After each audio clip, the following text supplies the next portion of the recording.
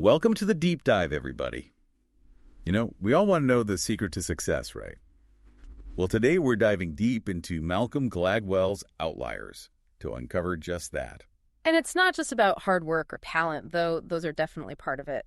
Gladwell pushes us to think about all those factors we often overlook. Yeah, like he digs into historical context, cultural legacies, even just plain luck. Exactly. And he uses all these fascinating examples, from the Beatles to Bill Gates to, get this, Jewish lawyers in New York. It's pretty wild, right? But it all comes together to paint this really compelling picture of success.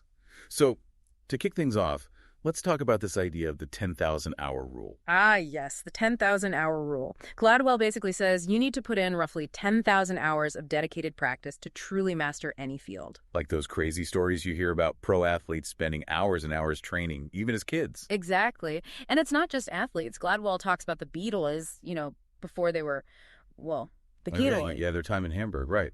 Exactly. They were playing live shows in these clubs, sometimes for 8 hours a night, 7 nights a week. Can you imagine? That's insane. But it makes you think, right? Was it just raw talent that made them so good, or was it that incredible amount of practice time? Well, that's the question, isn't it? Talent versus opportunity. And Gladwell brings up another great example, Bill Gates. Oh, yeah, Bill Gates. Yeah. Didn't he have access to computers way before most people? He did. Back when computers were these massive, expensive machines that most schools couldn't even dream of having, Gates was lucky enough to attend a school that had one. So he was already clocking in serious coding hours while the rest of us were still playing with, Atari, right? Pretty much.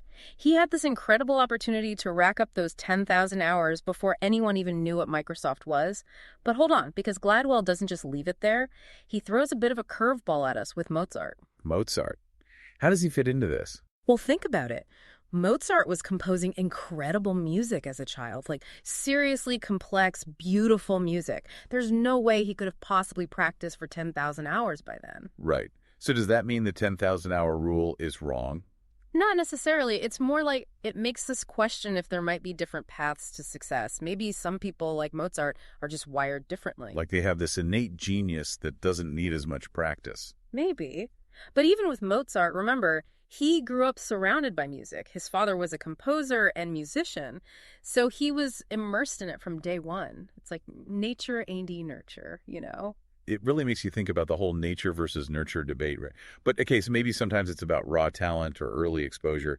But then Gladwell introduces us to this guy, Chris Langan. Chris Langan. Oh, man, his story is fascinating. This guy has an IQ near 200, which is, off the charts. I know, right? But here's the thing. He hasn't achieved the level of success you might expect from someone with that kind of intelligence. That's where things get really interesting. Yeah. So what happened? If intelligence isn't the only key to success, then what is? Well, Gladwell contrasts Langan with another genius, Robert Oppenheimer. Oh, the guy who led the Manhattan Project. The one and only. He was brilliant, but he also had something Langan lacked. This incredible ability to navigate the world. Like social skills. Yeah, and just this knack for knowing how to get things done. But wasn't Oppenheimer's background completely different from Langan's too? Totally. Oppenheimer came from privilege. Great education, well-connected family. Langan, on the other hand, he faced a lot of adversity. Poverty, a tough family life. He even had to drop out of college because he couldn't afford it. So it's not just about brains. It's about the opportunities you're given, the support you have, the circumstances you're born into. Right. And that's where we start to see this idea of practical intelligence come into play. It's not just about raw smarts. It's about knowing how to work the system, how to communicate effectively, how to make the most of the hand you're dealt. Kind of like what sociologist Annette Lareau talks about with different parenting styles. Oh, right? Yeah, that's a great connection. She found that middle-class families tend to practice what she calls concerted cultivation. Concerted cultivation. What's that exactly? It's basically where parents actively foster their kids' talents, encourage them to question authority, really prepare them for success in a very structured way. And working class families? They tend to focus more on accomplishment of natural growth. So more like giving kids freedom to explore and learn on their own. Exactly. And neither approach is necessarily better or worse, but they do lead to kids developing different skills and mindsets. So a kid raised with concerted cultivation might be more comfortable speaking up, negotiating, advocating for themselves. And that can be a huge advantage in a world that often rewards those skills. It's like Oppenheimer, right? He came from a background that instilled in him a sense of entitlement, this ability to persuade and influence, whereas Langan, who was brilliant but lacked that practical intelligence, struggled to navigate those same systems. So is success more about our inherent abilities or how we're raised? It sounds like Gladwell is saying it's a mix of both. Definitely. He's really challenging that whole idea of the self-made person. He wants us to see those invisible advantages that some people have and others don't. And a great example of that is Joe Flom, right? This Jewish lawyer who became incredibly successful. Yeah, he really embodies this idea of how historical context and cultural legacy can create unique opportunities. Because he was born at just the right time in just the right place. Exactly. He came of age during this period when established law firms wouldn't touch hostile takeovers. They considered it ungentlemanly or something like that, right? Yeah. But Flom and his partners at this firm, Skadden, Arps, they saw a gap. They became the experts in this emerging field. And as hostile takeovers became more common, Flom was perfectly positioned to capitalize on that. He had the experience, the reputation, the legal mind. Plus, he benefited from being born in what Gladwell calls a demographic trough. A demographic trough, what's that? It basically means his generation faced less competition for education and jobs. Interesting. And on top of that, opportunities for Jewish lawyers were expanding because the old WISP-dominated firms were starting to loosen their grip.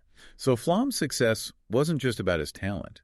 It was this perfect storm of timing, circumstance, and cultural shifts. Exactly. Gladwell calls this demographic luck. It's this idea that success isn't solely about individual merit. It's also about recognizing those larger forces at play, the historical moments and cultural shifts that create opportunities for some and not for others. Wow. So much to think about already. I mean, it really makes you look at successful people in a whole new light. It does, doesn't it? You start to wonder, what were their unique opportunities? Yeah. What factors beyond hard work and talent played a role in their achievements? And that's exactly what Gladwell wants us to do. He's pushing us to look beyond the individual and acknowledge those often invisible forces that shape both success and failure. That's a great point to pause and reflect. We'll be back in a moment to continue our deep dive into Outliers. So before the break, we were talking about those hidden advantages, those things we don't always see that can really influence someone's success. Right, like those opportunities that come along at just the right time, or maybe the cultural background you come from. Exactly. And Gladwell takes us on a bit of a detour to illustrate this point, diving into a topic that at first glance seems completely unrelated. Plane crashes. Plane crashes. I remember this part of the book. It definitely caught me off guard. Gladwell calls it the ethnic theory of plane crashes, and it's all about how cultural differences, especially in communication styles, can have these huge ripple effects, even in high-stakes situations like flying a plane. So he's not saying that certain ethnicities are worse pilots or anything like that, right? It's more about how cultural norms can impact communication, especially in a crisis. Exactly. And he brings up Geert Hofstede's research on cultural dimensions, specifically this thing called the Power Distance Index, or PDI. PDI. That rings a bell. It has something to do with how cultures view authority, right? You got it. It measures how much a culture respects and accepts hierarchy and authority. So in cultures with a high PDI, people are more likely to defer to those in positions of power. Right. Challenging authority is seen as disrespectful. And Gladwell argues that this can be a real problem in a cockpit where clear and direct communication is so crucial.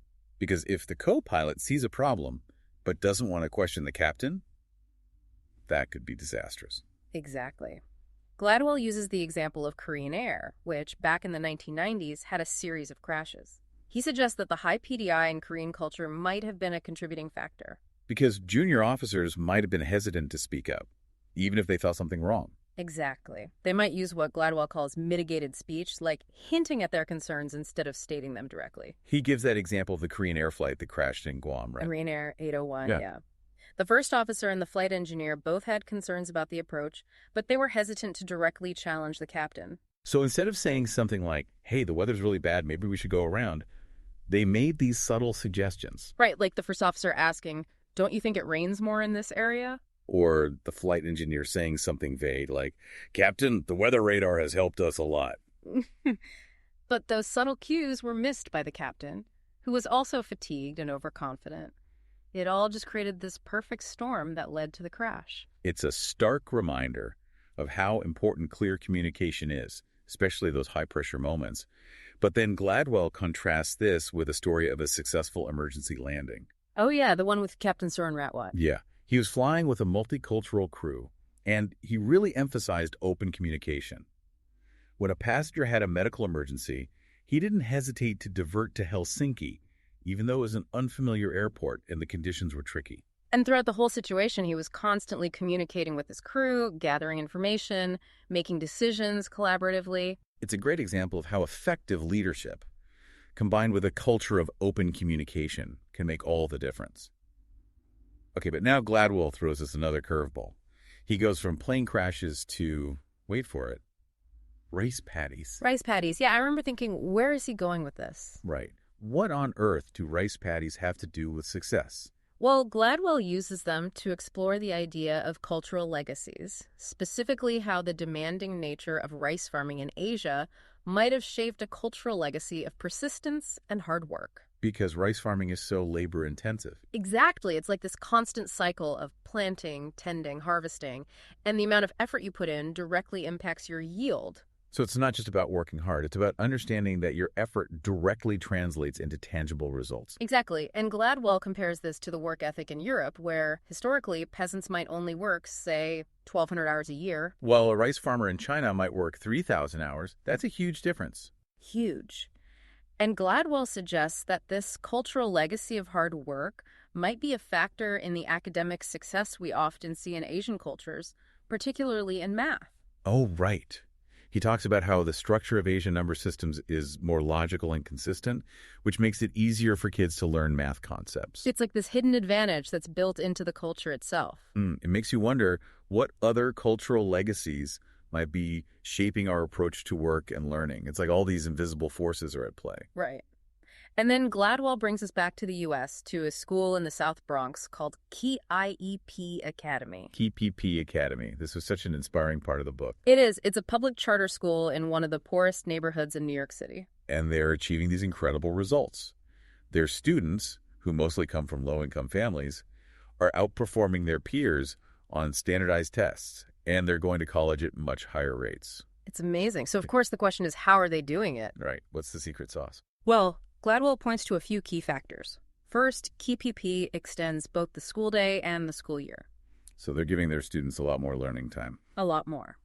Which helps address that summer slide problem, where low-income kids often lose academic ground during summer break. While their middle-class peers are going to camps and doing all these enriching activities. Exactly. So by extending the school year, KIEP is giving those low-income kids the same kind of continuous learning opportunities. It's like they're leveling the playing field a bit.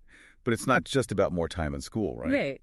KIEP also really emphasizes hard work and this idea that effort leads to reward. Kind of like that rice paddy mentality we were just talking about. Exactly. And Gladwell introduces us to this student, Marita, who embodies this work ethic. She wakes up before dawn every day to catch the bus to school.